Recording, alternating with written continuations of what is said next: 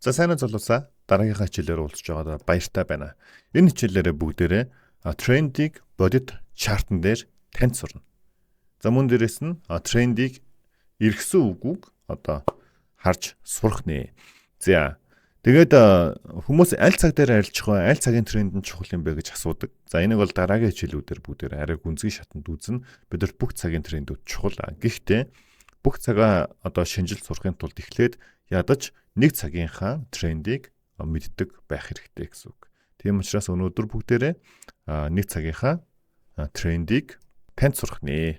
За өмнө нь бол онлайн зураглалуудыг харахад нэлээд ойлгомжтой байсан шүү дээ. Маш ойлгомжтой тий. Энэ тренд бол ийм амархан юм биш үү дээ гэд маш ойлгомжтой байсан. Тэгвэл яг бодит зураглал дээр, бодит чартн дээр бид нэр төөрөгдөх үү? Хэрвээ бид нар трендээ буруу тодорхойлох юм бол төөрөлдөн гэсэн үг. Харин зөв тодорхойлох юм бол асуудалгүй. За, евро долларын 4 цагийн чарт байна. За, 4 цагийн чартн дээр бүгдээрээ трендээ тодорхойлно. За, трендийг тодорхойлоход бол бид нар хаанаас эхлэх вэ гэхээр өмнө нь байсан трендийн төгсгөлөөс нь эхэлж тодорхойлдог. Өөрөөр хэлбэл яг энэ дээр даун тренд юм шиг харагдаад байгаа шүү дээ. Тэгэхээр энэ даун тренд яг хизээ эхэлсэн юм бэ? Хаана эхэлсэн юм бэ гэдгийг бид нар олох хэрэгтэй. Тэгэхээр трендийн эхлэлээсээ эхэлж тодорхойлдог гэсэн үг шүү. Шууд хараал энэ даун юм биш үү? Ингээ явчихж байна гэхгүй нэ, тэ. Трендийн эхлэлээс буюу яг хизээ тренд иргсэн юм бэ гэдэг тэр үеэс эхлээд бид нар трендээ тодорхойлно. За тэгвэл өмнөх трендийг харъя. Ингээ дэшээ яваад тэ. Impulse, retracement, impulse гээд за impulse яг энд ирсэн байх шүү. За impulse энд ирээд за дараа нь retracement-ийн хөдөлгөөн хийхдээ өмнө нь байсан өмнөх 9 лоб дээр нэг удаа bounce хийх гээд хийж чадалгүйгээр доошоо сэтэлсэн. За тэгвэл өмнөх 9 лоб хаана сэтэрсэн бэ? Эхний энэ impulse гэдэг хөдөлгөөн дээр сэтрээгүү дараагийнх дээр сэтэрсэн байх нь. За тийм учраас яг трендийн зураглал маань бол ингэж зурх нь буруу байх нь. Тийм байгаа. За шууд impulse энд орж ирсэн. За ингээд impulse-ийн хөдөлгөөн яваад нэг удаа retracement өгөөд за доошоо явцсан. За тэгвэл энд байгаа uptrend маань за энэ ёроолыг буюу энэ 9-ийн ловыг сэтлээд за сэтэлснээрээ хөдөлгөөн маань downtrend ч гэдэг зүйлийг бидэрт хэлж байна гэсэн үг. Дараагийн resistance юм уу те тухайн зооноос бид нар sell-ийн арилжаанд орно гэсэн үг. Энэхүү анхан шатны forex хичээлүүдээс гадна яг эмх зэгцтэй дис дараатай анхан шатнаас гүнзгий шатны хичээлүүдийг би Syngetsy-Gamen гэдэг сайтн дээр оруулсан байна. Тэгэхээр эмх зэгцтэй forex-ыг анханаас нь зөв сурахыг хүсэх юм бол Syngetsy-Gamen сайтаар зочдоорой. Ойлгомжтой юу те? Тэгэхээр трендийг бид нар тодорхойлохдоо зөвхөн даун тренд байна гэж зурчилгүй эсвийн хай ловыг зөв болох нь чухал. За эсвийн лов, эсвийн хайыг зөв болохын тулд бид нар өмнө нь байсан трендийн эргэлтийг нь харах хэрэгтэй гэсэн. Өөрөөр хэлбэл энд нэг аптренд явсан юм байна. За энэ аптренд нь хаанаас даун тренд ирсэн юм бэ гэсэн чинь энэ ёроолыг сэтэлсний дараа даун тренд ирсэн. За тэгвэл бид нар эсвийн хай, эсвийн лов гэдэг тодорхойлолтоор эсвийн хай маань энэ дээр гарч ирж байна. За тэгээд доошогоо тренд маань нэг удаа импульс хийгээд буцаад ганц ретресэнд өгөөд явсан байна. Импульс явсан байна. За би яагаад ингэж хэлж байна вэ гэхээр дараа нөгөө трендээ буруу тодорхойлсноос болоод алддаг. За алддаг нэг шалтгааныг хэлье. Өмнө нь 9-ийн ловыг бид нар тодорхойлоогүй байсан бол зөвхөн даун тренд байна гэдээ бид нар ингэж зурчна гэсэн үг. Би нөгөө анх зурсан шүү дээ. Яг тэрэн шиг энийг ингэж даун тренд байна гэж зурчна гэсэн үг байхгүй юу? За ингэж даун тренд байна гэж зурсан тохиолдолд за жишээлбэл энэ хөдөлгөөн, импульсийн хөдөлгөөн орж ирээгүй байлаа гэж үтэй. Энэ импульсийн хөдөлгөөн орж ирээгүй байлаа. Энд нэг сэтэлт хийцэн. За буцаж орж ирэхдээ дээшээгээ энэ хоёрыг сэтэлцэн гэж бодъё л да. За тэгвэл бүгдээр юу гэж бодгоо?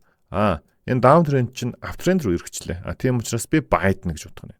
Гэхдээ эсвийн хай, эсвийн ловыг мэддэг хүн болохоор арай өөр зүйл бодно. За ямар зүйл бодох вэ? Энэ эсвийн ловыг сэтэлсэн. За эсвийн ловыг сэтэлэхэд хамгийн дээр үлдсэн орой буюу энэ орой маань эсвийн хай юм байна. Тэгэхээр энэ бол эсвийн хай биш. Зүгээр нам орой учраас энэний бүтэц сэтэрлээгээд энэ хөдөлгөөн маань аптренд руу ирэхгүй байна. За өөрөөр хэлбэл энэ хөдөлгөөн маань баг зэрэг явж хагаад буцаад унаад орж иж магадгүйгээд сэл арилжаа төлөвлөнө гэсэн үг байхгүй юу?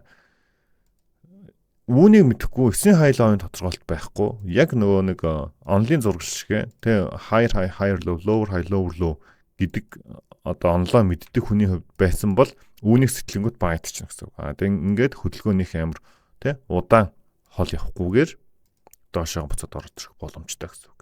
За тэгэхээр энэ дээр нөгөө 9 хайловын одоо гол ач холбогдол маань гарч ирж байна гэсэн үг. За тэгвэл үндсэн тренд импульс явла, retracement импульс. За одоо retracement хүлээж аваад бүгдээрээ дараагийн орол руу буюу дараагийн спорт зон руу сэлдэж болох нэ. За ингээд бид нар яг трендийг ашиглаад мөн дээрээс нь спорт resistance-ийг ашиглаад арилжааны энэ нөгөө шинжилгээ гаргачлаа гэсэн үг. Ер нь шинжилгээ гаргацсан. За гараад ирэнгүүт нь сэлдэнэ. Окей. За ингээд бид нар хэдийгээр те одоо маш олон хичээлүүд ингээд цуврал хичээлүүд байгаа штэ. Тэгсэн ч гэсэн зөвхөн энэ хичээлийг үтснээр тодорхой хэмжээгээр маркет дээр шинжилгээ одоо хийх боломжтой болчлаа гэсэн үг байна. За тэгвэл үргэлжлүүлээд харцгаая. За энэ дээр ап ингээд даун явцсан байна. За тэгвэл дараа нь тренд хаана иргэсэн байна гэдгийг бүгдээрээ харъя. За энд нэг даун тренд байна. За энэ даун трендэн дээр жишээлбэл юу болсон байна вэ? За 9 хайловаар бүгдээрээ зуръя. За тэхийн тулд эндээс аптрендээ хизээ даун иргэснийг бүгдээрээ олох хэрэгтэй. Энэ дээр бол нэлээд том хөдөлгөөн харагдаж байна те.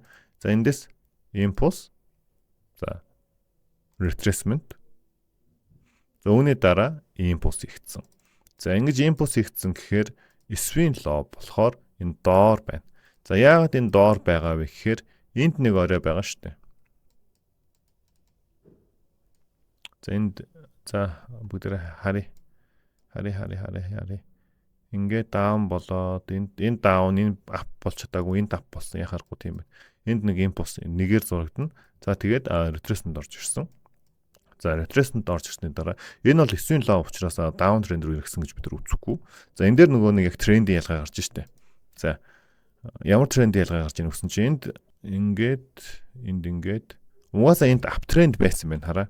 Одоо энэ дээр нөгөө нэг тренд амар чухал харагдаж штэ. За энд ап трендтэй байсан юм байна. За retracement-ийн хөдөлгөөн орж ирэхдээ нэлийн гүнзгий орж ирсэн боловч өмнөх swing low-ыг цэцэлж чадаагүй зүү үлдээсэн. За тийм учраас одоо болтол uptrendтэй гэсэн үг.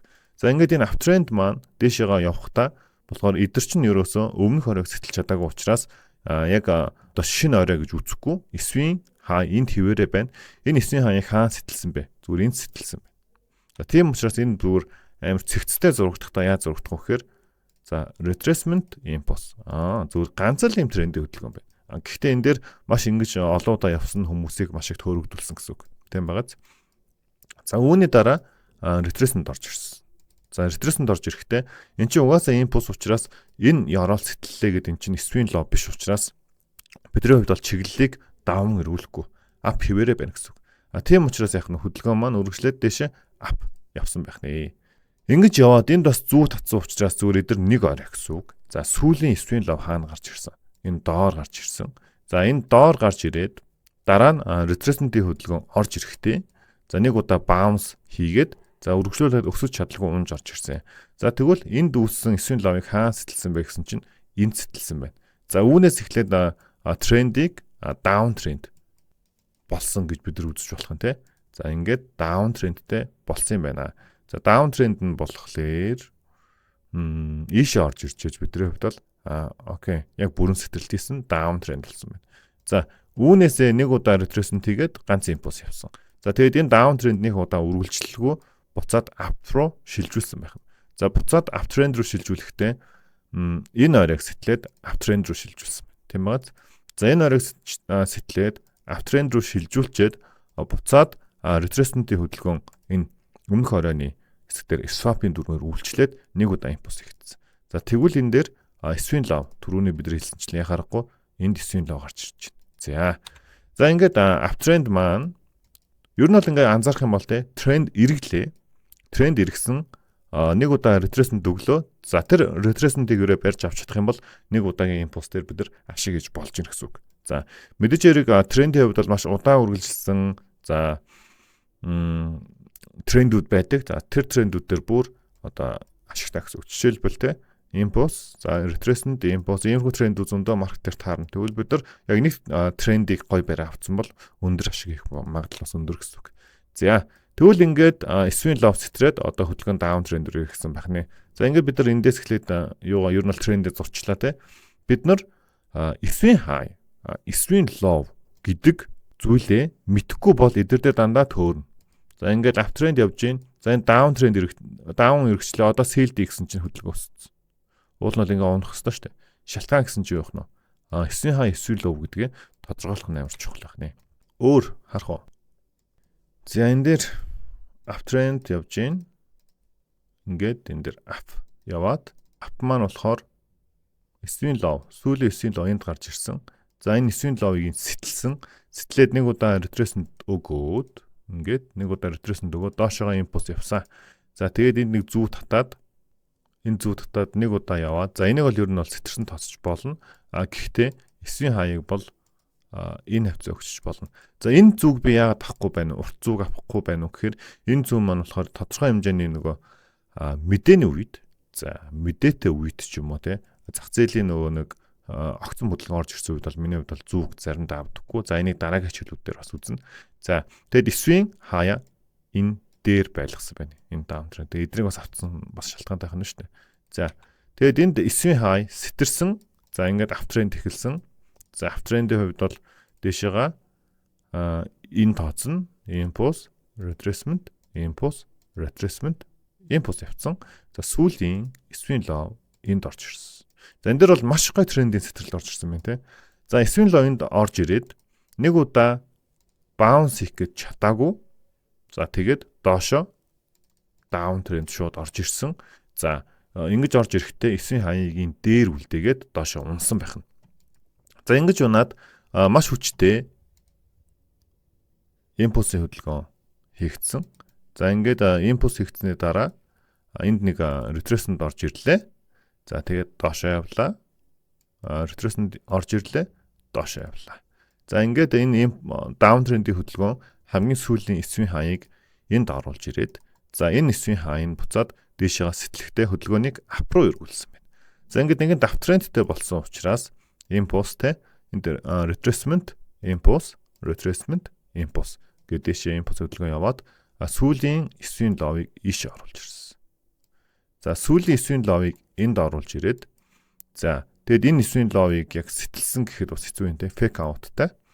За тэгээд retracement за энэ импульс гэхэд хэцүү. Ер нь бол энэ импульсээ өргүүлчихэл түрүү ингээ авцсан. За энэс хаашаа бүгдээрээ зурцсан те. Тэгэхээр uptrend ер нь бол хаанаас эхэлсэн бэхээр энэ доороос эхлээд дээшээга импульсийн хөдөлгөөн ингэж удаа өргүүлчихсэн байх нэ. За тэгээд энэ дээр up down болцсон. Одоогийн байдлаар ямарчсан хөдөлгөөн өргүүлээд унах маягтай даун трендтэй явчихна. Ингээд одоо маркет дээр байгаа бүх трендээ бүгдээрээ тодорхойлчлоо. За энэ тохиолдолд бидний хувьд бол яг эндээс даун тренд дуусаад uptrend эхэлсэн үед бид нар трендийнхаа дагуу бариад авцсан бол яг нь ийм бол энэ орой хүртэл бид нар одоо хөдөлгөөнийг барих боломж байна гэсэн үг. За тэгээ трендээ дагаал яваад тодорхой хэмжээгээр энэ орой дээр ч юм уу бидний TP байна л та угаасаа. Тэгэхээр энэ орой дээр бид нар бол TP-г аль хэдийн авчаад дараагийн арилжааны боломжийг хүлээж авах одоо магадлал тий байна гэсэн үг. За яг одооний алтны хөдөлгөөний бүгдээр нэг тренд харчээ те. За daily дээр бол амар ойлгомжтой. За ямар ойлгомж байна гэсэн чинь uptrend-ийн хөдөлгөөнтэй. Энэ дээр бол ерөөсөө нөгөө юу яах юм байхгүй. Угаасаа ойлгомжтой. Ингээд явцсан. За daily time frame маань uptrend-ийн хөдөлгөөнтэй. За яг одоо орж ирсэн нь болохоор retracement-ийн хөдөлгөөн байна. За retracement-ийн хөдөлгөөн нь нэлээд гүн орж ирсэн. За одоогийн байдлаар retracement-ийн хөдөлгөөнтэй өмнөх энэ оройнуудын тэмцлийн зоон дээр ер нь ирсэн байдалтай. За тэгээд импульсийн хөдөлгөөн эхлэх магадлал өндөр харагдаж байна. За ингээд бид нар трендээ тодорхойлцсон энэ хавьяас бид нар бага цаг дээр confirmation буюу нотлогоо аваад дэшега одоо байдж болох нэ. За ийм байна залуусаа тэгээд яг бодит чартн дээр бүгдээрээ трендийг гоё ингээд зурж сурлаа. За дээрээс нь swing high, swing low гэдэг нь маш чухал. Мэдээж хэрэг дахиад бодит чартн дээр нөгөө яг шинжилгээ хийх тиймэрхүү одоо хичээлүүдээ өргөжлүүлээд орно. Яагаад гэвэл энэ маань яг цэвэр одоо практик одоо дадлага болж өгнө гэж миний хувьд бодож байгаа. За ингээд дараагийнхаа хичээл дээр уулзтлаа. Түр баяртай залуусаа.